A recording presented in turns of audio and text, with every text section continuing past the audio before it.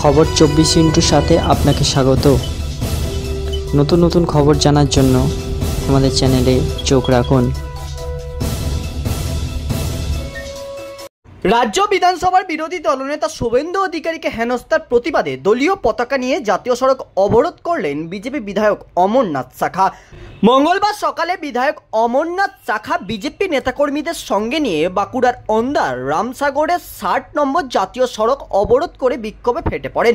তার দাবি, আগে তৃণমূল বিরোধী দলনেতাকে বাধা দিত, এখন পুলিশ নেমেছে বিরোধী দলনেতাকে বাধা দিতে।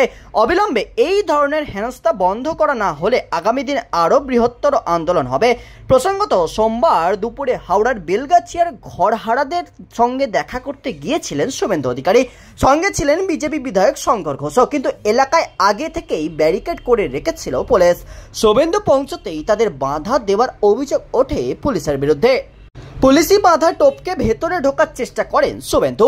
পুলিশের সঙ্গে ধস্তাধস্তি শুরু হয় কথা কাটাকাটি। এমন পরিস্থিতিতে তৈরি হয় ধাক্কাধাক্কিতে পড়ে যান এক বিজেপি নেতা।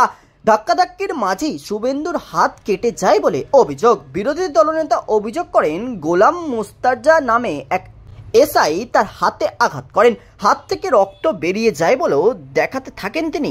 এলাকায় ঢুকতে না পেরে শেষমেশ বিধানসভায় ফিরে আসে বিজেপির প্রতিনিধি দল। সেখানে হাতে তার ব্যান্ডেজও করা হয়, কিন্তু বিষয়টি নিয়ে সুর চড়ায় বিজেপি। ব্যুরো রিপোর্ট, খবর 24/7।